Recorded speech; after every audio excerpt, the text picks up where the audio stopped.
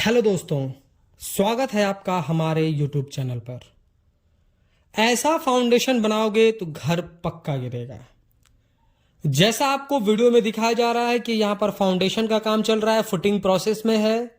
और यहाँ पर आप देख सकते हैं गड्ढे की साइड से लेकर के नीचे जाल बांधना या फिर पीसीसी वर्क, कवर ब्लॉक, कितना सारा मिस्टेक इस वीडियो में आपको दिखाया जा रहा है। इस वीडियो को आप एक एक करके देखिए। पहले वीडियो में आप देखिए गड्ढा की साइज कितनी कम रखी गई है, जो हमारा एक्सकावेशन है वो कितना गंदा लेवल से किया गया है। दूसरे वीडियो में आप देखिए कि नीचे जो पीसीसी किया गया है वो किससे किया गया है। यहां तो पीसीसी दिख ही नहीं रहा है, यहां तो ब्रिक का दिख रहा है। और उसके बाद जब जाल रख दी गई है तो नीचे आप देख सकते हैं कि कवर ब्लॉक की जगह ईंट रखा गया है। अब आप इस बात को समझिए कि मैंने क्यों कहा कि घर पक्का गिर जाएगा। पहले तो गड्ढे की साइज छोटी है। मैं आगे आपको वीडियो में बताऊंगा कुछ 7 पॉइंट कि आपको काम कैसे करना है। प्रोसेस में आपको समझाऊंगा कि घर की नींव मजबूत से मजबूत कैसे बनाएं। पर पहले इस वीडियो की गलतियों को देखिए। यहां पर गड्ढे की साइज कम रखी गई। अगर घर की नींव मजबूत नहीं होगी, घर का फाउंडेशन मजबूत नहीं होगा, तो घर तो गिरेगा ही गिरेगा। उसके बाद यहां पर कहा गया है पीसीसी करने के लिए, तो पीसीसी न करके ब्रिक बालास्ट यूज किया गया है। और यहां पर दिक्कत यह है कि ब्रिक में, ईंट में हमारे वाटर एब्जॉर्प्शन की क्वालिटी होती है, ये पानी को एब्जॉर्ब करेगा। आप कंक्रीट डालेंगे, उसका पानी पी जाएगा, पानी एब्जॉर्ब कर लेगा और आपका स्ट्रक्चर कमजोर हो जाएगा। कवर ब्लॉक की जगह ईंट रख दिया गया है। अब देखिए कवर ब्लॉक एक छोटा सा हमारा मेंबर है ये। अब जहां पर कंक्रीट होनी चाहिए वहां पर ईंट है। कंक्रीट हमारा बहुत मजबूत है ईंट के कंपेयर में। अब ऊपर से अगर लोड इस कॉलम पर आएगा और फुटिंग पर लोड आएगा, इस जाल पर लोड आएगा, तो कंक्रीट तो नीचे है ही नहीं, नीचे तो जगह जगह ईंट रखा हुआ है। तो ईंट की जगह पर आपका जो है कंक्रीट कमजोर पड़ सकता है, आपका स्ट्रक्चर कमजोर पड़ सकता है और धंस सकती है जाल। तो यहां भी क्रैक आ सकता है। तो ये सारी मिस्टेक इस वीडियो में है।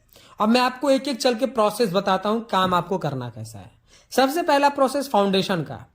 कभी भी घर बनाने से पहले आप ये फिक्स कर लें कि आप कितना फ्लोर तक बनाएंगे, G+1 बनाएंगे या सिर्फ ग्राउंड फ्लोर बनाएंगे। क्योंकि बहुत सारे लोग क्या कहते हैं कि अभी तो हमारे पास बजट यही है, तो ग्राउंड फ्लोर बना रहे हैं तो उसके हिसाब से गड्ढा कर देंगे, आगे चल के उनके पास पैसा हुआ एक फ्लोर और बनाना है तो उससे घर की नींव कमजोर हो जाती है। तो आप अगर ग्राउंड फ्लोर बस बना रहे हैं तो 4 foot by 4 foot by 4 foot का गड्ढा रखिए। 4 फुट लंबा, 4 फुट चौड़ा, 4 फुट गहरा। और अगर आप ग्राउंड फ्लोर के साथ फ्यूचर में एक ग्राउंड फ्लोर के अलावा एक फ्लोर और बनाएंगे, G+1 बनाएंगे, तो 4 फीट लंबा, 4 फीट चौड़ा और 5 फीट गहरा आप बनाइए। और जब भी आप गड्ढा बनाएं तो आप 1 फीट एक्स्ट्रा खोदें। जैसे कि हमने कहा 4 फीट लंबा, 4 फीट चौड़ा बनाइए, तो आप 4.5 फीट से भाई 4.5 फीट का गड्ढा करिए। या फिर आप जाल छोटी बनाइए, 2-2 इंच की जाल जो है आप छोटी बनाइए। क्योंकि अगर जितने साइज की गड्ढा होगा उसी साइज का हमारा जाल होगा, तो जो हमारा जाल है, रेनफोर्समेंट है, वो मिट्टी के संपर्क में आएगा, उसमें जंग लगेगा और आपका पूरा स्ट्रक्चर खराब हो जाएगा। तो आप अपने सरिया को जंग लगने से बचाने के लिए या तो गड्ढे की साइज 4-4 इंच, 5-5 इंच बड़ी करिए, या फिर जाल अगर 4 फीट बाय 4 फीट का गड्ढा आपने बना लिया है तो जाल 2-2 इंच छोटी काट दीजिए। ये आप कर सकते हैं। दूसरा, आपको गड्ढा होने के बाद पीसीसी करना होता है। पीसीसी मतलब प्लेन सीमेंट कंक्रीट, जिसमें सरिया आपको नहीं यूज करना है। आप 1-4-8 या 1-5-10 का कंक्रीट बनाइए और उसके बाद पीसीसी का लेयर बनाइए। क्योंकि फाउंडेशन के काम के लिए नीचे का सरफेस सॉलिड प्लस प्लेन होना चाहिए, तो वो हमारा पीसीसी प्रोवाइड करता है, क्योंकि वो एक कंक्रीट मेंबर है। अब आप ब्रिक डाल देंगे तो एक तो आपको प्रॉपर लेवल नहीं मिलेगा, ऊपर से नीचे का सरफेस आपको सॉलिड नहीं मिल रहा है, और जब आप कंक्रीट करेंगे तो कंक्रीट के पानी को भी एब्जॉर्ब कर जाएगा ये। तो आपको पीसीसी यूज करना है, ब्रिक बालास्ट यूज नहीं करना है। पीसीसी की थिकनेस आपको 3 से 4 इंच रखनी है जो आपको पीसीसी बनानी है, और 1-4-8 है या 1-5-10 का रेशियो का आप बना सकते हैं। अगला, फुटिंग की जाली जब भी आप बनाए तो 8 mm के सरिये का ना बनाए, आप 10 mm यानी 3 सूत के सरिया का बनाए। उससे पतला सरिया आपको नहीं यूज करना है 10 mm से। सेंटर टू सेंटर डिस्टेंस, जैसे मैंने आपको वीडियो में दिखा रहा हूं उस तरीके से सेंटर टू सेंटर 6 इंच का डिस्टेंस रखें। आप 6 से 7 इंच भी रख सकते हैं। और हुक्स प्रोवाइड करें दोनों साइड में। आप देख रहे होंगे कि ये कुछ ऊपर से हुक्स की तरह निकला हुआ है, ये आपको हुक्स भी ऊपर निकालने हैं। ये कंक्रीट में बहुत अच्छी तरीके से एब्जॉर्ब कर जाते हैं, और एब्जॉर्ब इन द सेंस कि उसमें पकड़ मजबूत हो जाती है। तो जब भी फ्यूचर में अगर वाइब्रेशन वगैरह आएगा तो ये बिल्डिंग को अच्छी तरीके से कंक्रीट के साथ पकड़ा रहता है, तो क्रैक्स कम आते हैं। चौथा, कवर ब्लॉक। जो मैंने आपको वीडियो की स्टार्टिंग में बताया कि यहाँ पर जाल के नीचे ईंट लगा दी गई है, तो आपको ईंट नहीं लगाना है, आपको कवर ब्लॉक यूज करना है। कवर ब्लॉक मैं आपको वीडियो में दिखा रहा हूँ, कुछ इस तरीके का कवर ब्लॉक होता है। अगर आप चूंकि हम फाउंडेशन की बात कर रहे हैं, तो फाउंडेशन में आपको 50 mm से लेकर के 75 mm तक का लगाना है, 2 इंच से लेकर के 3 इंच का आपको लगाना है। क्यों लगाना कवर ब्लॉक जरूरी है? क्योंकि आपका सरिया ऊपर होना चाहिए, कंक्रीट के बीच में होना चाहिए, बिल्कुल बॉटम में नहीं होना चाहिए। उसको जंग भी लगता है और वो बीच पे रहेगा तो अपने रोल को अच्छा प्ले कर पाता है। तो आपको कवर ब्लॉक लगाना है, ब्रिक यूज नहीं करना है, क्योंकि वो वाटर को एब्जॉर्ब कर लेगा।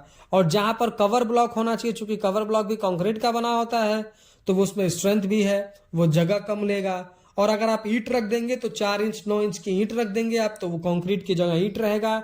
ईंट बहुत कमजोर है, कंक्रीट बहुत स्ट्रांग है, ऊपर से लोड आएगा तो स्ट्रक्चर वहां नीचे बैठ सकता है, तो उसकी भी एक पॉसिबिलिटी बन सकती है। तो आप कवर ब्लॉक यूज करें, ईंट ना यूज करें। उसके बाद कॉलम को खड़ा करें, तो कॉलम को खड़ा करने के लिए कम से कम 12 mm का सरिया आपको कॉलम में यूज करना है। हमने बहुतों साइडों पे देखा है लोग 10 mm का सरिया यूज कर देते हैं। आपको 10 mm का सरिया कॉलम में नहीं यूज करना है, कॉलम में मिनिमम आपको 12 mm का सरिया यूज करना है। एक रिंग से दूसरे रिंग के बीच का गैप आप 7 से 8 इंच रख सकते हैं। और नीचे का जो एल मोड़ा जाता है, एल जो कि हमारा कॉलम का पैर होता है, वो मिनिमम 1 फीट होना चाहिए, 10 इंची से छोटा नहीं होना चाहिए। अगर आप बिल्कुल सीधा रख देंगे, लोड आएगा तो वो तो धंस ही जाएगा, कंक्रीट जाल छेद करके अंदर चला जाएगा। और अगर आप एल बना करके 1 फीट तक रखेंगे तो वो पूरा उस पे लोड को शिफ्ट करता है, तो वो ज्यादा बेटर काम होगा। अब कंक्रीट, अगला पॉइंट हमारा कंक्रीट का है। कंक्रीट हम देखते हैं कॉलम में लोग 1 2 4 1 2 3 जो भी मन में आया बना दिया। ऐसा कंक्रीट आपको नहीं बनाना है, आपको 1 1.5 3 के रेशियो का कंक्रीट बनाना है, यानी फाउंडेशन में भी और कॉलम में भी 1 रेशियो 1.5 रेशियो 3। आप चाहें तो फाउंडेशन में 1 1 2 का भी कंक्रीट बना सकते हैं, ये बहुत ही बेस्ट कंक्रीट है। पर अगर आप छोटा रेसिडेंशियल प्रोजेक्ट पे काम कर रहे हैं तो आप 1 1.5 3 का रेशियो बनाएं। 1 बैग सीमेंट का ले, 1.5 बैग सैंड का ले और 3 बैग एग्रीगेट का ले। इसको M20 ग्रेड ऑफ कंक्रीट बोलते हैं। और अगर आप ढलाई कर रहे हैं फाउंडेशन का तो कम से कम 8 इंच, और अगर अच्छा रखना चाहते हैं तो 1 फीट तक कंक्रीट की हाइट रखें, कंक्रीटिंग करें। और क्यूरिंग बहुत इंपॉर्टेंट है। अगला पॉइंट हमारा क्यूरिंग का है। कम से कम आपको 7 से 10 दिन तक प्रॉपर क्यूरिंग करनी चाहिए। तो ये कुछ हमारे 7-8 पॉइंट थे। फाउंडेशन ऐसा बनाएंगे तो आपका घर जो है बचा रहेगा, सालों साल चलेगा। घर की नींव कुछ इस तरीके से बनाई जाती है।